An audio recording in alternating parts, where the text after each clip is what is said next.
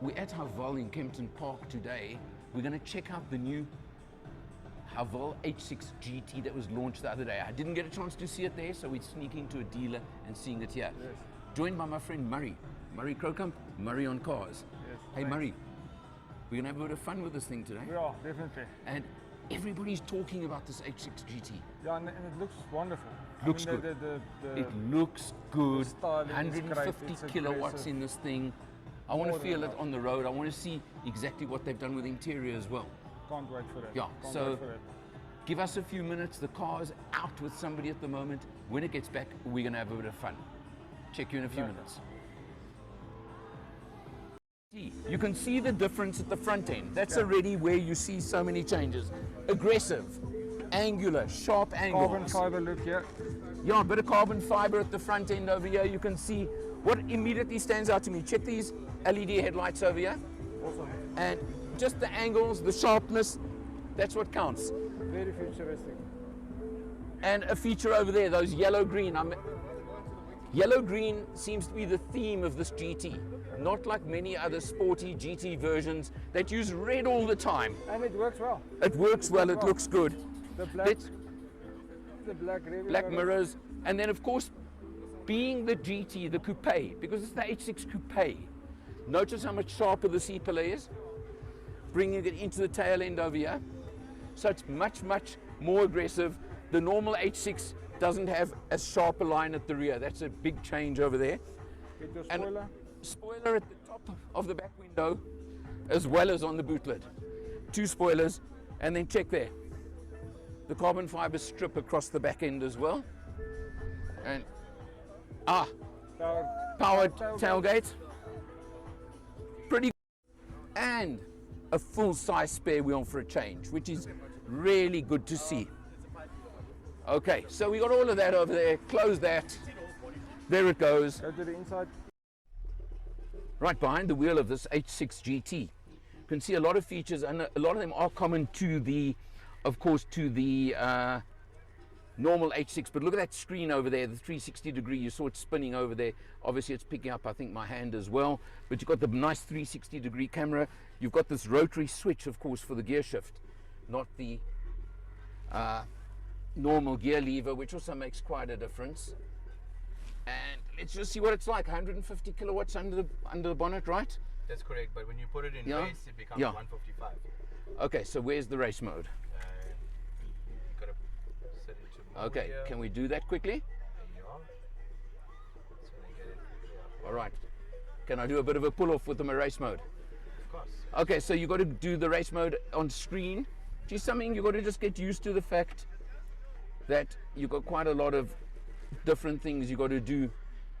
So quickly have a look Yeah. here. Okay. So out here. It's not switching off the camera for now for some reason. Okay, there's it. There we go. Then race. Okay. That's it. Right. Okay. You guys ready? Let's do a bit of a pull-off. Just watch this on. Yeah. Don't worry. I think maybe you want to turn it around and do Yeah. the race mode. Okay. We'll do a bit more. But now we're in race mode, which you wouldn't normally use every day, but just a bit of fun. The main feature of the race mode is the exhaust feature, I think. It obviously changes the mapping. Let's just, yeah, we got a longer stretch here. Let's just do a bit of a.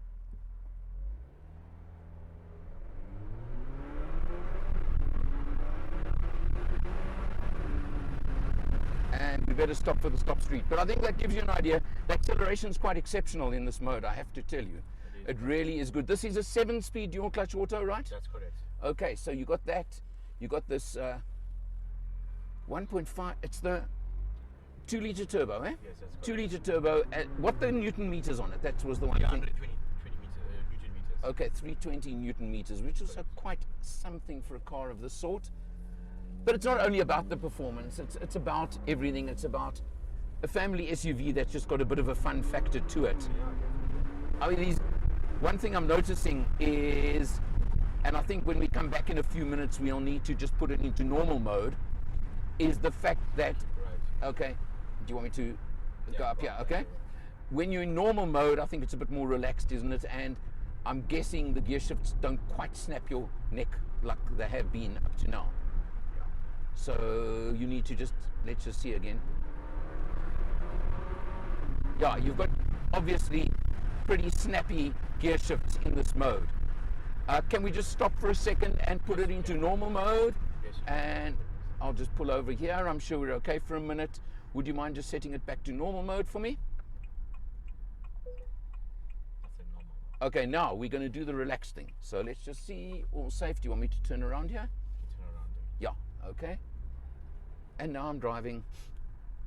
And if anybody dares say I am an old man, I'm driving like an old man right now to prove what normal mode is actually about in this car, okay? You turn.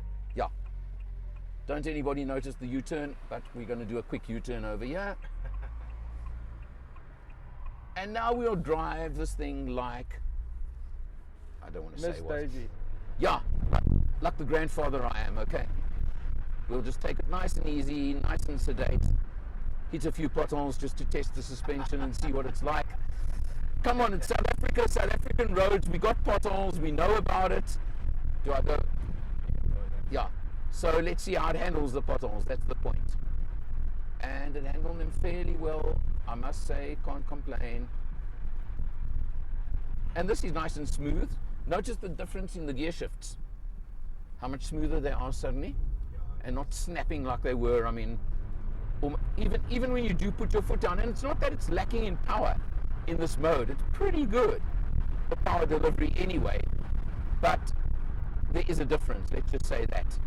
And that's good to know, because there's so many cars on the road where sport mode, race mode, whatever, simply makes the exhaust growl a bit more and maybe hangs onto a gear a lot longer.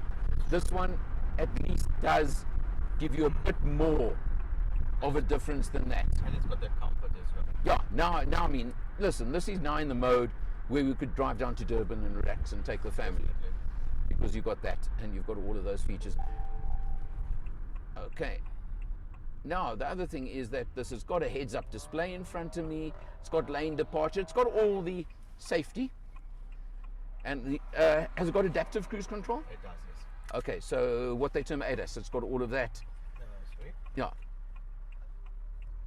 What's that, sorry? I say it's got all the safety Yes, it features does, you would yeah. want. Again, the camera, we showed it earlier, but have a look here. And it's got stop-start technology, which I hope there's a button somewhere to switch that off. Because me and stop-start, no thank you. The nice Don't. thing about it, it's got a 360 camera around the vehicle. Yeah, So, I see, and it activates automatically. Yeah. Do I go right over here? yeah, you go right. I see it activates automatically when you stop at a robot, for example, which is a great thing.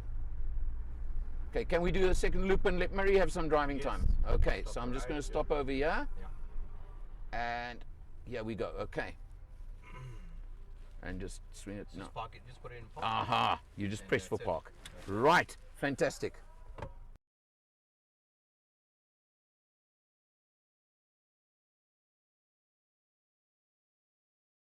Okay, we're giving Murray a turn behind the wheel now. Murray, you mic'd, you ready, you driving, let's see what you think.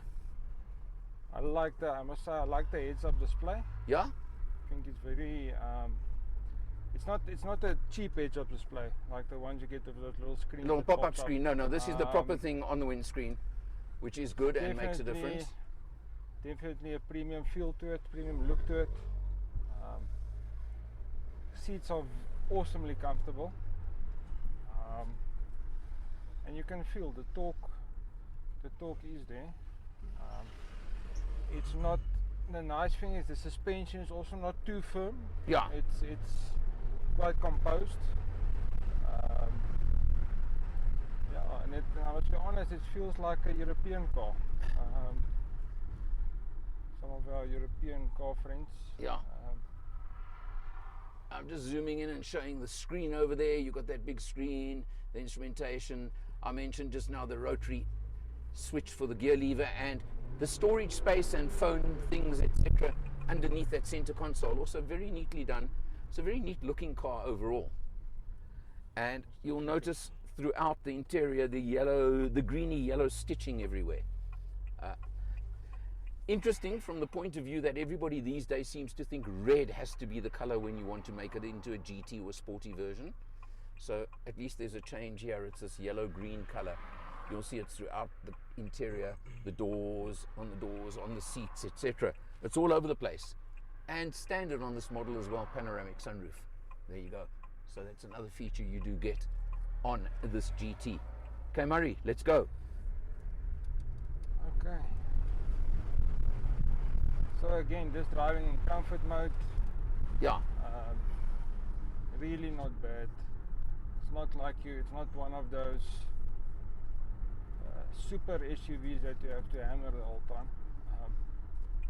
I think it's a good all-round package. Well, this to me is the family SUV with just that little bit extra. With What a do you little think? bit of extra scope, like they say in Afrikaans.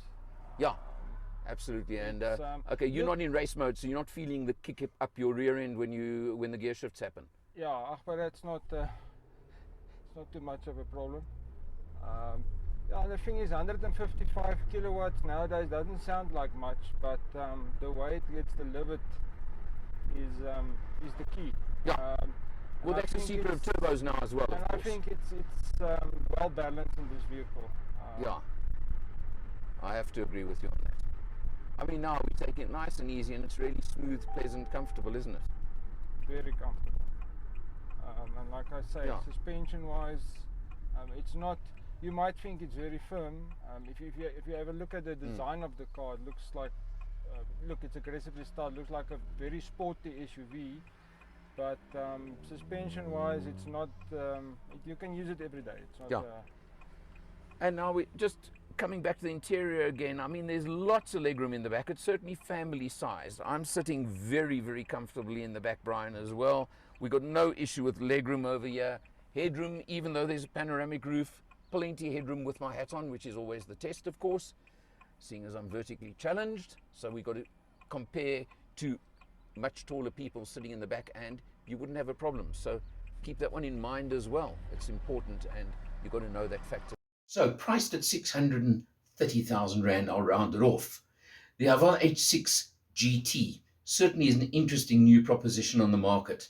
This was just such a short drive with my friend Murray from Murray on Cars helping out as well and giving his opinions. I really can't wait for a full test on this car to really put it through its paces and see what it's like. But interesting taster, shall we put it that way. For Motor Matters, I'm Eleanor. See you next time.